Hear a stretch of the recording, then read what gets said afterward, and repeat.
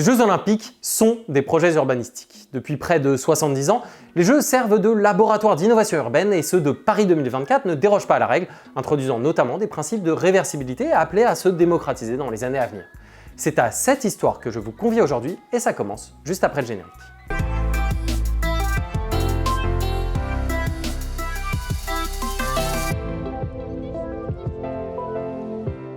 Salut, c'est Philippe pour un nouvel épisode de Fenêtre sur la ville dans lequel, vous l'avez compris, on va parler des Jeux Olympiques. Enfin, non, en réalité, on va pas tant parler des Jeux que ça, on va plutôt parler de la manière dont ils nous aident à comprendre les tendances urbanistiques d'une époque. L'histoire de cette résonance entre l'urbanisme et les Jeux commence véritablement dans les années 60, une période de fort développement urbain dans toutes les métropoles du globe.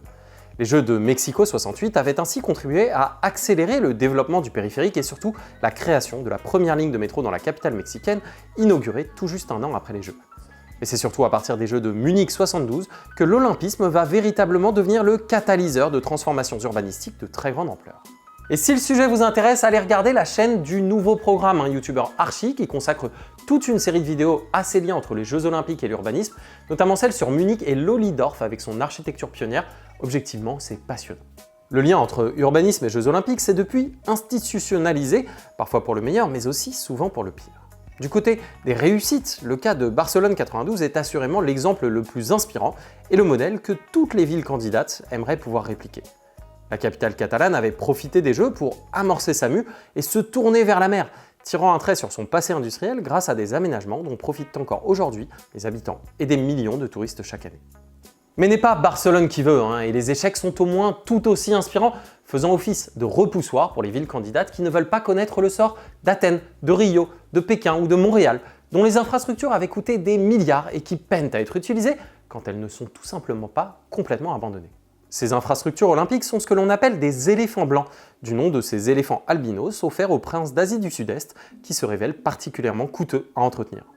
On a tous en tête les images de ces infrastructures fantômes qui font, certes, le bonheur des amateurs d'urbex, mais dont le financement a parfois grévé les budgets municipaux des décennies durant. Pour la petite histoire, la dette de Montréal 76 a achevé d'être remboursée en 2007 seulement, soit près de 30 ans à peser sur les finances de la ville.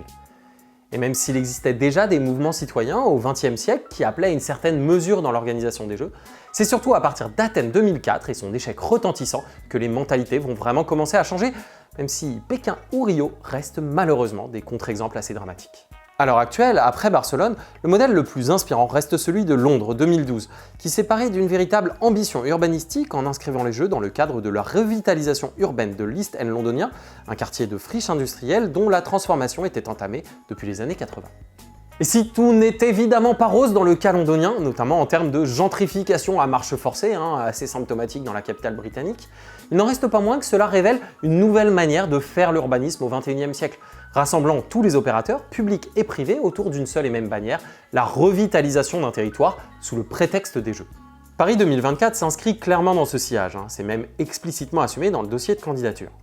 La capitale reprend à son compte le concept d'héritage ou comment éviter le spectre des éléphants blancs en préparant le plus en amont possible la reconversion des infrastructures prévues pour les Jeux.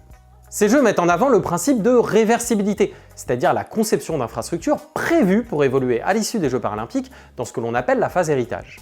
Le premier exemple, c'est le centre olympique aquatique construit à Saint-Denis et qui sera redimensionné grâce à des gradins modulables pour accueillir le grand public sécagneux-dionysien. Mais on parle là d'une mutabilité assez classique, sans changement de destination. Pour trouver le véritable point d'orgue de cette phase héritage, il faut se tourner vers le village des athlètes, lui aussi à Saint-Denis, présenté à grand renfort de com comme un parangon de réversibilité. Dès la fin des Jeux paralympiques, à partir du mois de novembre 2024, le quartier sera entièrement transformé. Aux 14 500 athlètes et accompagnants succéderont 6 000 habitants et 6 000 salariés dans un projet urbain classique avec logement, bureaux, commerce et tout ce qui fait la vie d'un quartier comme les autres. Les villes proposent de construire un village olympique et ensuite de le transformer en quartier. Nous, et la candidature de Paris, c'est exactement l'inverse. Nous proposons de construire un quartier et de l'offrir. Pour y parvenir, le quartier a bénéficié d'une innovation juridique créée pour l'occasion, le permis à double état, voté dans la loi du 26 mars 2018 relative à l'organisation des Jeux. Comme son nom l'indique, le permis à double état permet de déposer un permis de construire ou un permis d'aménager portant sur 2 états successifs différents pour un même projet.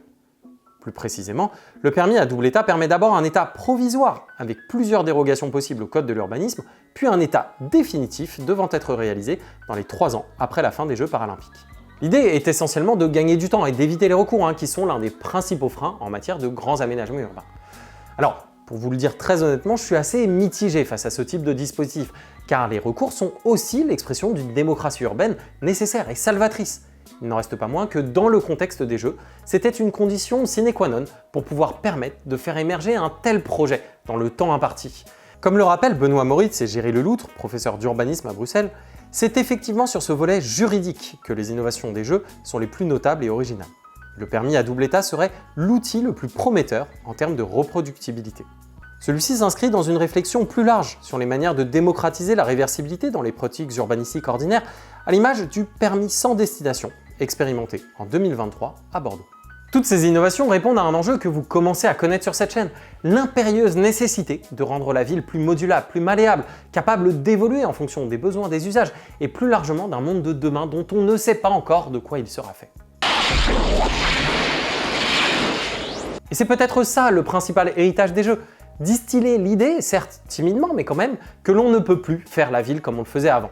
Un petit pas pour l'urbanisme, mais un grand pas pour la ville de demain, à condition bien sûr que cette idée continue à infuser les consciences et pas simplement sur les grands événements sportifs ou culturels. Voilà pour cette vidéo sur un sujet qui me tenait pas mal à cœur, même si pour être très honnête avec vous, je suis assez opposé à ce type de grands événements sportifs. Il ne reste pas moins que la ville se fête aussi avec eux et il fallait donc forcément qu'on en parle sur cette chaîne. N'oubliez pas de donner votre avis dans les commentaires justement si vous êtes pour ou contre ces Jeux Olympiques, ça nous intéresse et ils sont là pour ça. N'oubliez pas de liker, partager cette vidéo sur les réseaux sociaux, de vous abonner à la chaîne et de cliquer sur la petite cloche pour ne rien rater des prochaines sorties. Nous on se retrouve à la rentrée pour un nouvel épisode de Fenêtre sur la ville. D'ici là, portez-vous bien et bon jeu et bonnes vacances surtout. Merci beaucoup. À travers les âges, son pas alerte à transporter le précieux symbole aux 4 coins du monde. Dans la Rome antique, en Égypte, en Inde, pour arriver jusqu'à nous.